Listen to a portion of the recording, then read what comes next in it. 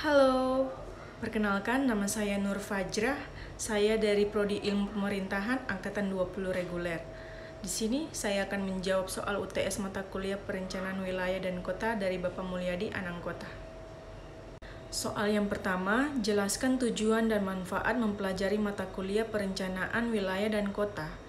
Jawabannya yaitu mengetahui dan menganalisis kondisi saat ini, meramalkan perkembangan berbagai faktor non-controllable yang relevan, memperkirakan faktor-faktor pembatas, menetapkan tujuan dan sasaran yang diperkirakan dapat dicapai, menetapkan langkah-langkah untuk mencapai tujuan tersebut, serta menetapkan lokasi dari berbagai kegiatan yang akan dilaksanakan.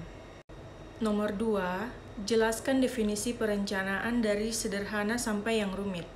Jawabannya yaitu, perencanaan dalam arti yang sederhana dapat dijelaskan sebagai suatu proses mempersiapkan hal-hal yang akan dikerjakan pada waktu yang akan datang untuk mencapai suatu tujuan. Dan jawaban yang rumit, perencanaan adalah suatu proses menentukan apa yang ingin dicapai pada masa yang akan datang, serta menetapkan tahapan-tahapan yang dibutuhkan untuk mencapainya. Secara teoritis, perencanaan melalui 4 tahapan, yaitu menetapkan tujuan, membuat rencana tindakan, mengevaluasi kemajuan, dan menilai kinerja secara keseluruhan.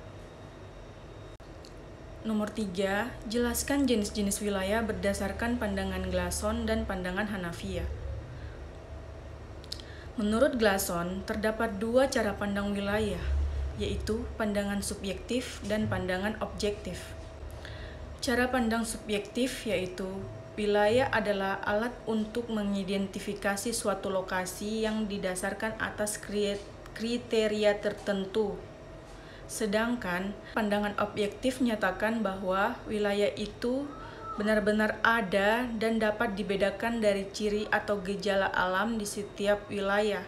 Misal, unsur musim atau temperatur, topografi, jenis tumbuhan, kepadatan penduduk, dan sebagainya atau gabungan dari unsur ciri tersebut. Menurut Hanafiya, wilayah dapat dibedakan atas konsep absolut dan konsep relatif. Konsep absolut didasarkan pada keadaan fisik, sedangkan konsep relatif selain memperhatikan faktor fisik, juga sekaligus memperhatikan fungsi sosial ekonomi dari ruang tersebut. Nomor 4, jelaskan jenis-jenis kota dan cakupannya. Kota yang pertama, kota enklave, yaitu kota yang menutup diri atas pedalamannya. Kota yang kedua, kota parisitif, yaitu kota yang tidak banyak berfungsi untuk daerah pedalamannya, bahkan mematikan berbagai usaha yang tumbuh di pedalaman.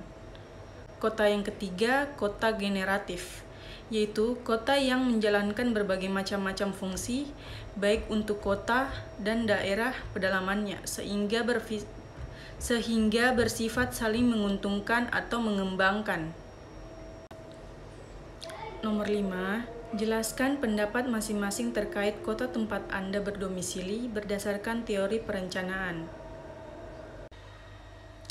Karena saya tinggal di kota Jayapura, menurut saya teori perencanaan kota Jayapura lebih ke teori perencanaan inkremental, karena lebih mempertimbangkan peran lembaga pemerintah dan sangat bertentangan dengan perencanaan advokasi, di mana perencanaan advokasi cenderung anti kemapanan dan begitupun juga perencanaan radikal yang cenderung revolusioner.